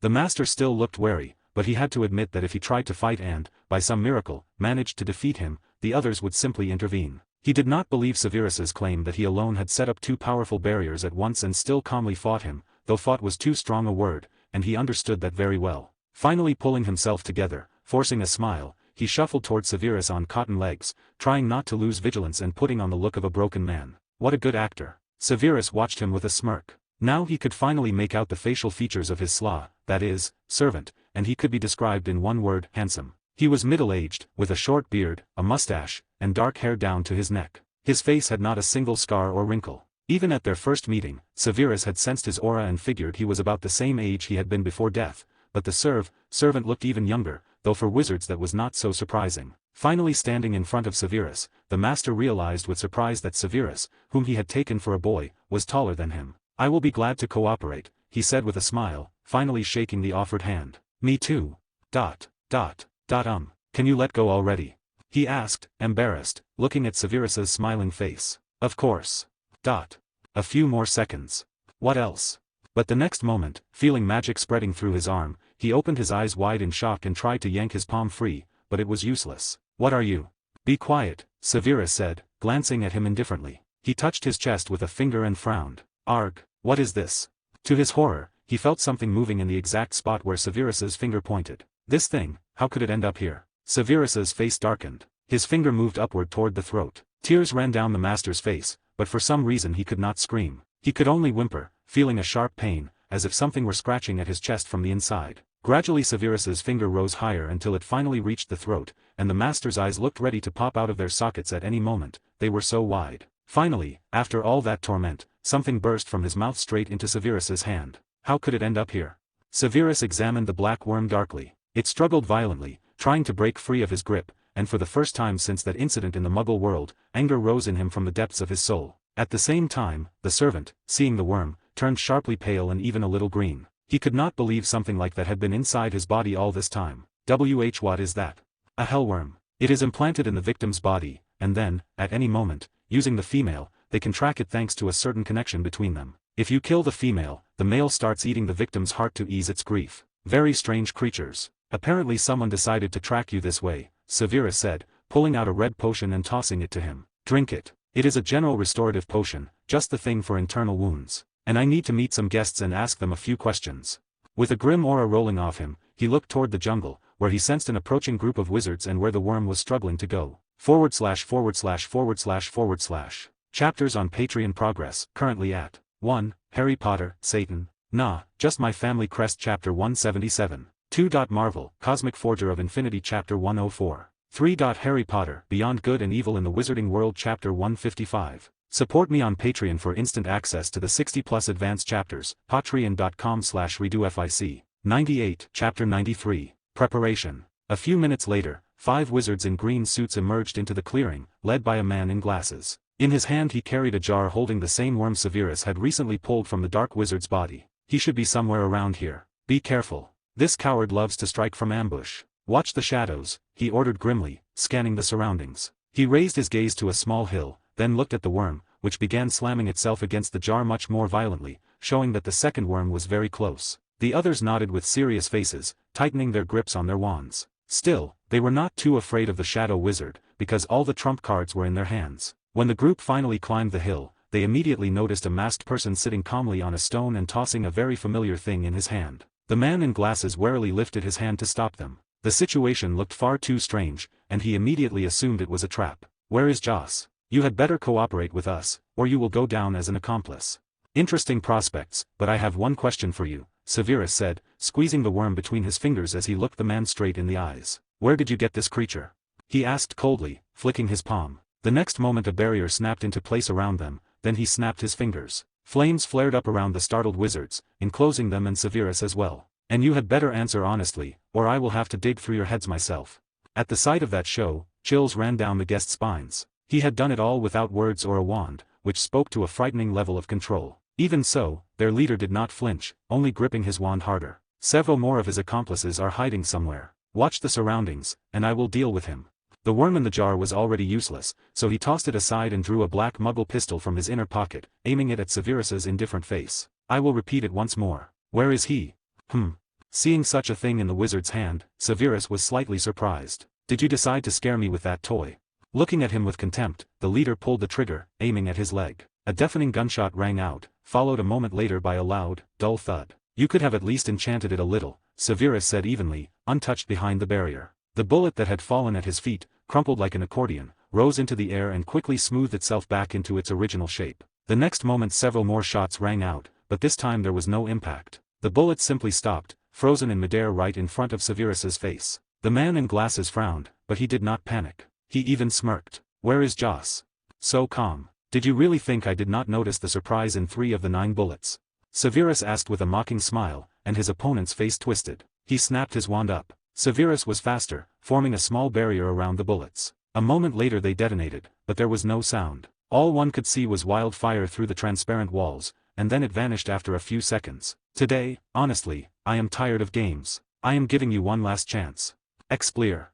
He shouted furiously, and blue light burst from his wand. A wave of destructive force slammed into Severus, swallowing him whole. But to everyone's shock, as soon as the light faded, he was still standing in the same place. Only a shallow trench had been gouged around him, and his expression had gone darker. With a wave of his palm, he casually dispersed the dust and smoke, then lifted a finger toward them. The next moment, their wands erupted in crimson fire. "Ah, what the hell is this?"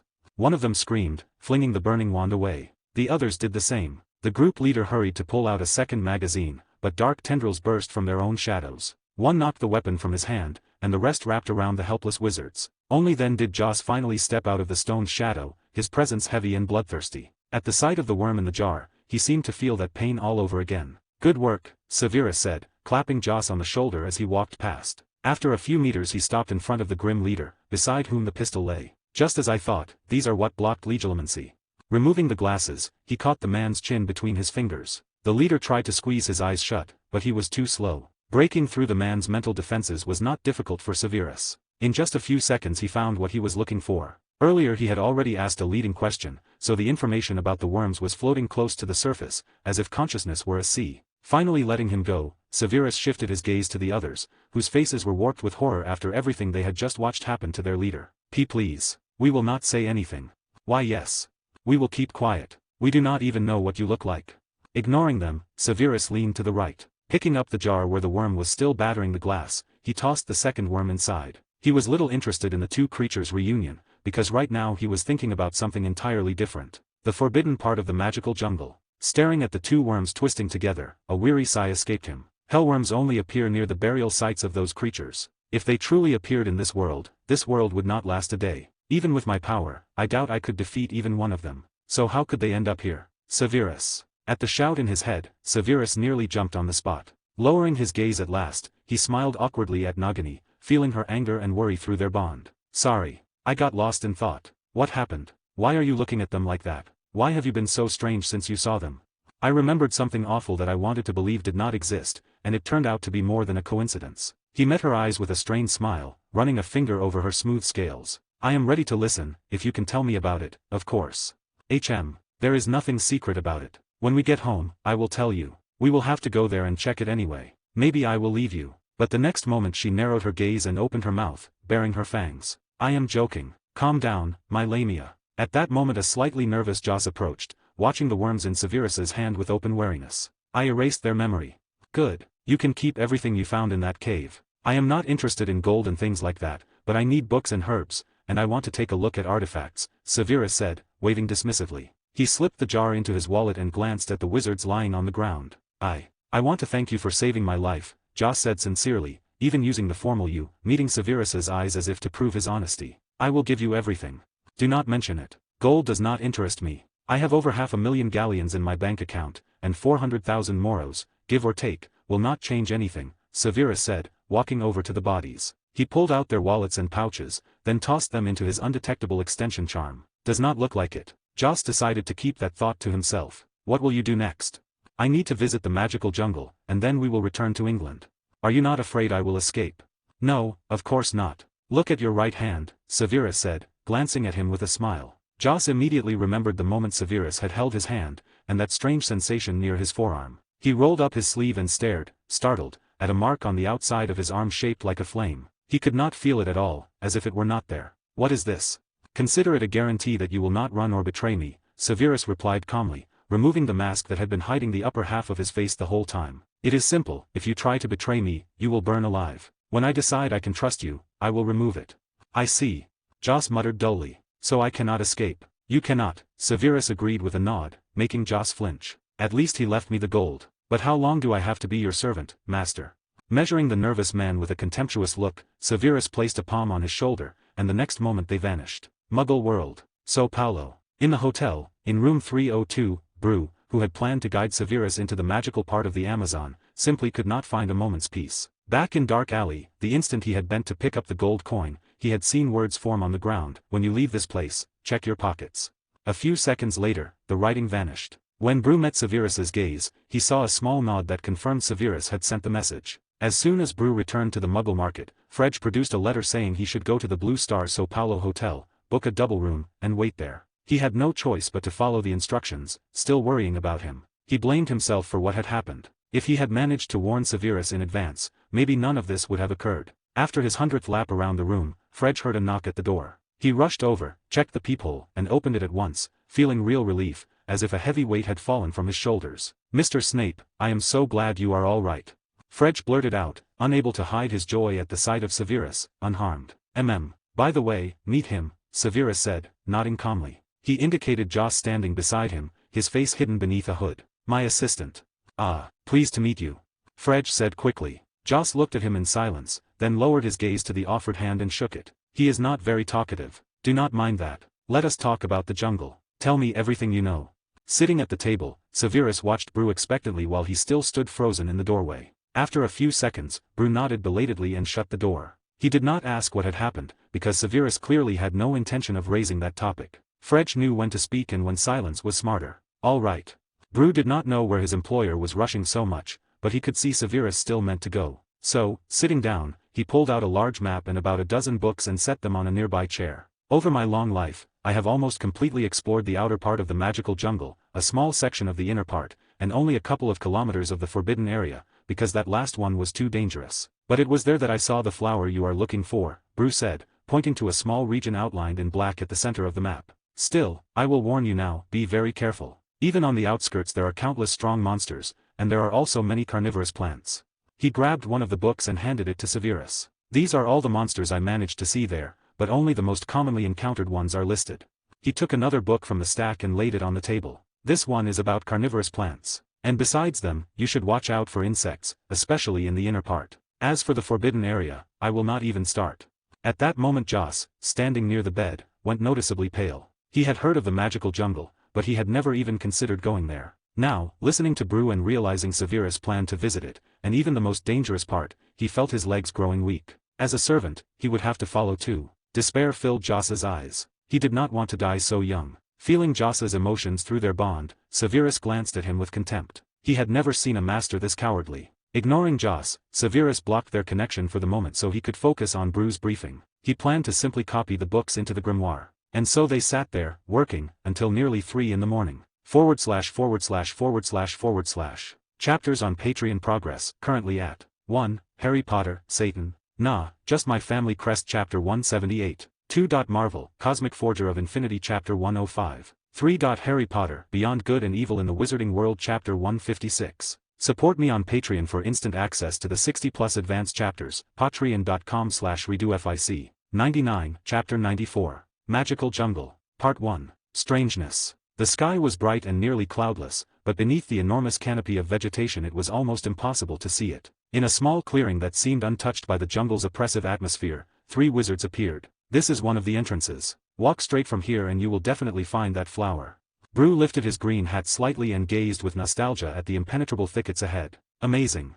Severus could not tear his eyes from the enormous barrier enclosing part of the jungle. And this was the work of wizards from the past. It was definitely the work of an Archmage, and not just one, because even 100 masters could not create a barrier this stable and this powerful simultaneously. It seemed he had underestimated the level of wizardry in this world far too much. He stepped closer and tried to touch it, but his hand passed straight through. Still, it was possible the magical background had been higher before. If those creatures truly existed, people could quite possibly have dealt with them, provided their numbers had been very small, but those were only guesses. He would need to study this once he returned, because he still had to live in this world and could not leave such threats unattended. I was also very surprised the first time I saw this barrier.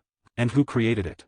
Unknown, though there are many theories, from the idea that the gods themselves raised it to protect humanity from the creatures inside, to the idea that it is the work of wizards from the past who were far stronger than our generation. There are no written records of it, so it remains a theory to this day.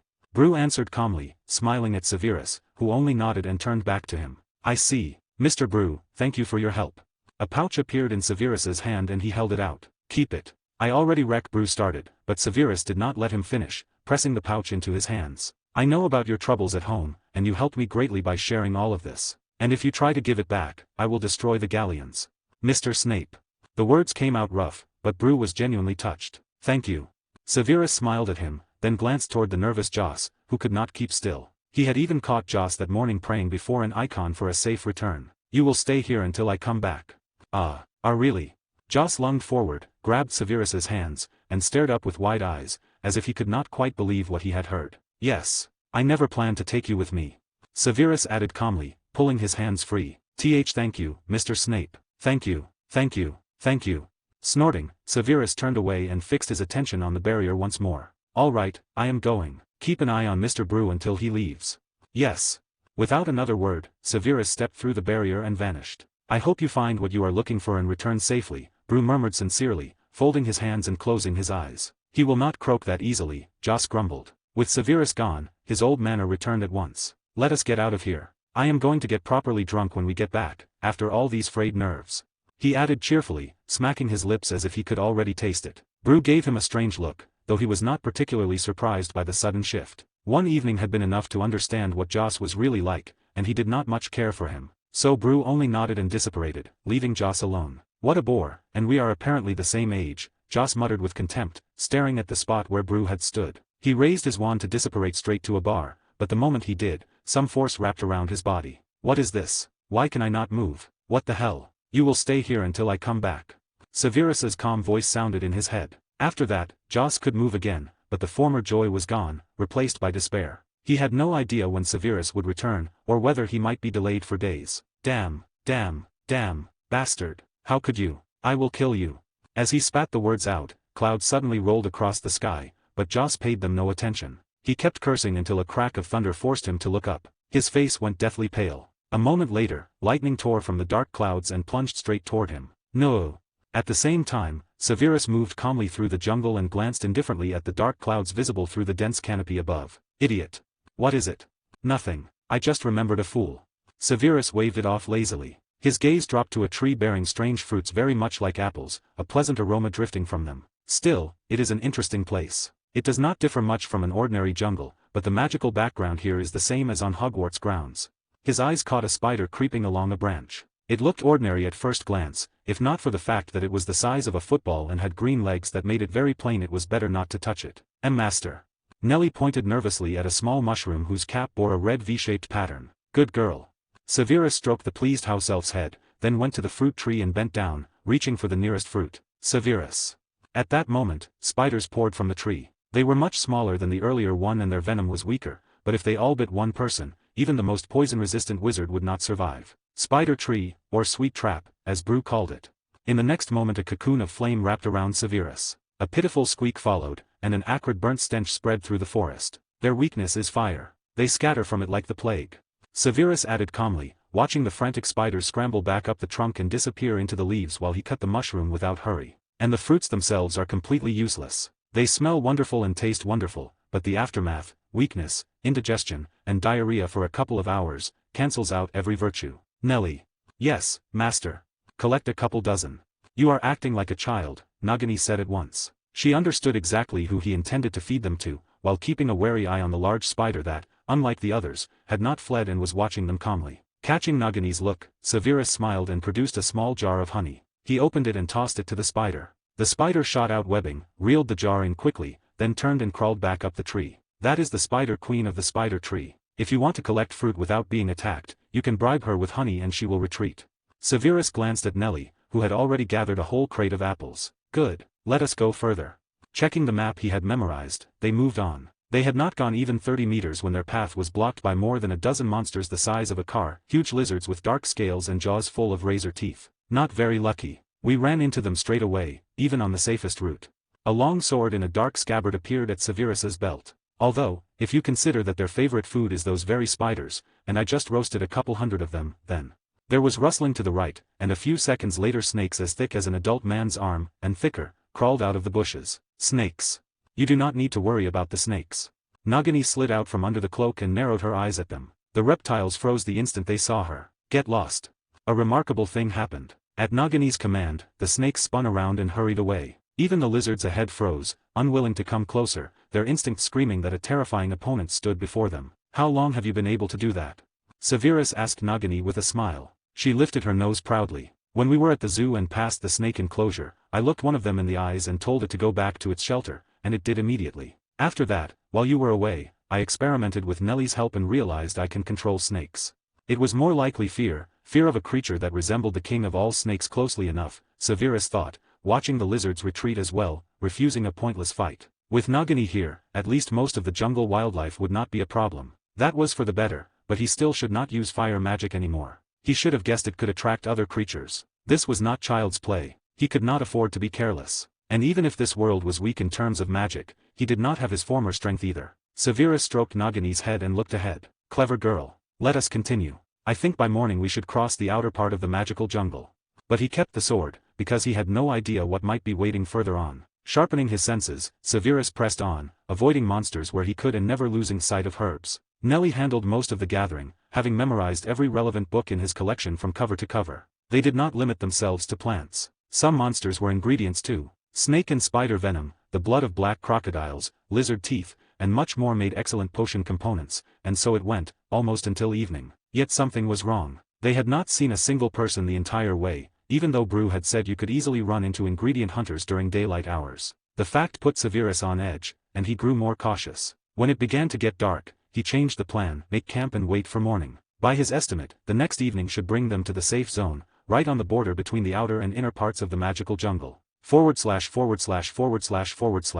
Chapters on Patreon progress, currently at 1. Harry Potter, Satan, Nah, Just My Family Crest Chapter 180. 2. Marvel, Cosmic Forger of Infinity Chapter 107. 3. Harry Potter, Beyond Good and Evil in the Wizarding World Chapter 160. Support me on Patreon for instant access to the 60+ advanced chapters, patreon.com/redofic. 100, Chapter 95. Magical Jungle. Part 2. Trio of Wizards. Deep in the night, a group of 5 wizards, 3 men and 2 women, ran with panic on their faces through the dense jungle. At this hour it looked especially ominous, as this was when most monsters came to life and began hunting the unlucky ingredient gatherers who had failed to leave the magical jungle or find somewhere secluded to make camp. Damn it, how could they find us there?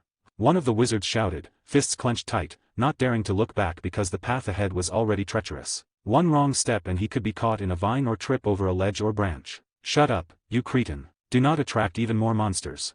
A pair of blazing blue eyes under long lashes bored into his back, promising very unpleasant consequences if he did not listen. The others did not waste time arguing. Without looking, they flicked their wands behind them, sending weak gusts of air that knocked the 4-legged shadows chasing them backward, but not for long. The shadows snapped back into formation quickly, and their growls only grew angrier. The red-haired wizard glared back at the girl behind him, and that became the last mistake of his life. In the next moment he stepped into mud left by recent rain, slipped on almost level ground, and smashed his head into a nearby tree heavy with fruits that looked like apples. Even in the deep of night, almost everyone recognized the tree at once, and without hesitation, or rather without thinking at all, they bolted away from it. Among hunters there was a saying, if you fall into the sweet trap, there is no way back. Within a heartbeat, spiders poured from the tree like rain, swallowing the unlucky men almost instantly. The others did not even slow for the loss of a teammate and continued to retreat. Privately they were glad to be rid of the red-haired wizard that way, because the monsters chasing them also froze for a few seconds, giving the group a small head start, and they did not waste it.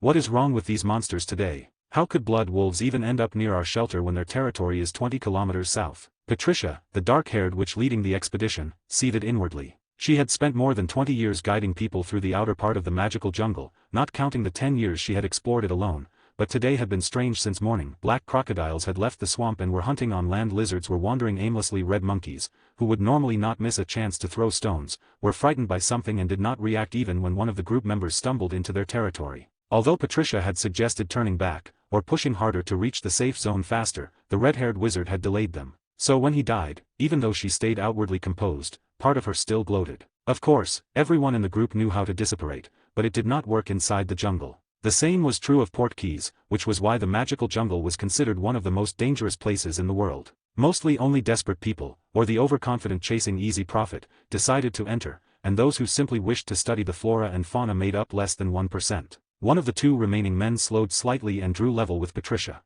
Any ideas?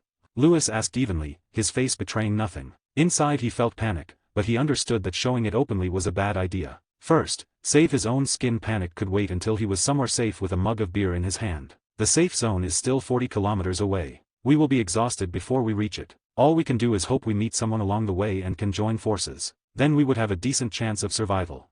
Well, or dump these mutts on them, the other wizard muttered irritably. He turned for a moment and aimed his wand at the pounding footsteps behind them. Area Lauret Mollies.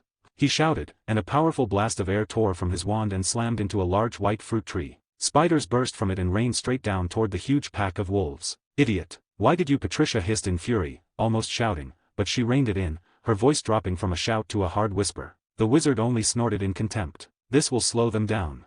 Moron! Patricia immediately began to distance herself from him. The others saw her move and, without thinking, followed. Over the course of this single day Patricia had saved their lives more than once, so they had learned to trust her and watched her almost constantly, especially in moments this dangerous. That gesture did not escape the wizard who had cast at the tree. What are you? Aargh? It hurts. He began, but never finished, because something sharp pierced his back. Weakness flooded his body and he collapsed to the ground, his face twisted in horror. A huge spider stood on his back, driving its sharp, poisonous legs into him. All he felt was searing pain and spreading weakness. He could not even scream anymore, and died from the venom within seconds. The Spider Queen only glared toward the others, but she did not pursue them. The magical wolves paid no attention to the rain of spiders at all, because the spiders did not bite them. Those that fell quickly fired webbing to cling to branches and leaves, and those that landed on the wolves scrambled straight back into the trees. The wolves also kept a 5-meter distance from the big spider on the corpse. It was a strange sort of symbiosis that brought almost no benefit to either side beyond mutual non-aggression. Patricia had stumbled across that odd alliance by accident 5 years ago from a colleague, which was why she had called that man an idiot, while still regretting she had not warned the others the moment the blood wolves had appeared on the horizon. We are going to die, the other witch whispered, panic thick in her voice, still hearing the howling behind them. Cretin, but I am no smarter. It is not your fault, Patricia, Lewis tried to reassure her, already understanding they were unlikely to survive the night. I have been afraid to say this for a long time, but perhaps these are the last minutes of our lives. I love you. Lewis, damn you, could you not pick a better time? Patricia narrowed her eyes at him. Still, she snapped her wand up and sent a stream of air at the wolves closing in, throwing them back a couple of meters. But better late than never. Go to hell with jokes like that. Patricia, if we survive, will you marry me? Patricia's right eye twitched. She wanted to punch him in the face, but now was not the time. And if she was being honest, she was even a little glad that at the end of her life she had at least heard those words from someone. If we make it out, I will not only marry you, I will even quit this damn job. I will remember that. And do not you dare back out later. I will tie you up and carry you to the registry office. Lewis laughed out loud, watching Patricia's sudden embarrassment. At that moment, one of the red wolves, a little larger than the others, opened its maw and exhaled a stream of flame that rushed toward the group and swallowed them in an instant. When the pack finally reached the place where the flame had hit, all they found was empty ground. The smaller wolves glared with fury at the one who had burned their dinner. The larger one growled back and spat flame at them, sending the others scattering in panic as they began searching the area. At the same time, less than 10 meters away, Severus sat by a small fire stroking Nagini's head as she coiled around his neck, while Nellie worked on dinner. May I congratulate you on your upcoming wedding? Severus asked with a smile, glancing sideways at the three frozen wizards. Just then a wolf appeared 5 meters from them, making the trio go pale, but to their shock it simply trotted past and ran back to the main pack. I set up several barriers so they cannot detect us. You can relax. Master, your dinner. A tray appeared in Nellie's hands, a plate with a knife and fork already laid on it, and a few seconds later a lizard steak and a glass of juice appeared beside them. Thank you. Make them something too. Yes. A large cleaver appeared in Nellie's hand and she headed toward the corpse of a monster lying nearby. Who are you? Patricia finally managed, coming to herself after the chase and the sudden rescue. Half of the unknown wizard's face was covered by a mask. A simple treasure hunter. Why did you save us? For information, Severus answered calmly, cutting off a small piece of steak and feeding it to Nagini, who watched them with mild curiosity. Nellie returned with 3 more pieces of meat and went back to cooking. At his answer, Patricia and the others exchanged glances. Lewis nodded. We will answer all your questions if you let us stay here until morning. No problem. Sit down. I am not going to eat you. Still listening to him cautiously, they edged closer and sat on the opposite side of the fire, already watching Nagini with wariness. Her coloring made it obvious she was dangerously venomous. Since I entered the jungle, you are the first people I have come across. Do you know why? Most likely connected to the monsters.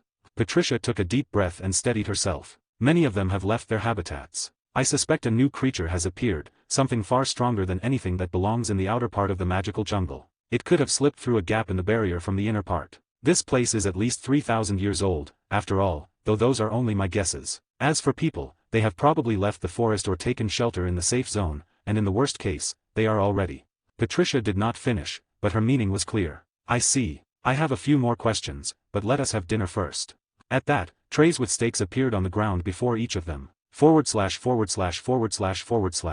Chapters on Patreon progress, currently at 1. Harry Potter, Satan, Nah, Just My Family Crest Chapter 180. 2. Marvel, Cosmic Forger of Infinity Chapter 107. 3. Harry Potter, Beyond Good and Evil in the Wizarding World Chapter 160. Support me on Patreon for instant access to the 60+ advanced chapters, patreon.com/redofic. Hi guys. I made a paid service in Telegram where you will find a great collection of fanfiction audiobooks organized and regularly updated. What you get? An unlimited access to the full audiobook library. New fanfiction audiobooks added regularly. You can play audios directly from Telegram anytime. Joining our service is available through a monthly subscription of $5. You can pay using PayPal or Ko-fi. So what are you waiting for? Send me a message on Telegram or Discord. I will provide the payment details. After the payment is confirmed, you will receive access to the private Telegram channel containing all audiobooks. If you enjoy fanfiction and prefer listening instead of reading, this library is made for you. Message me anytime to join.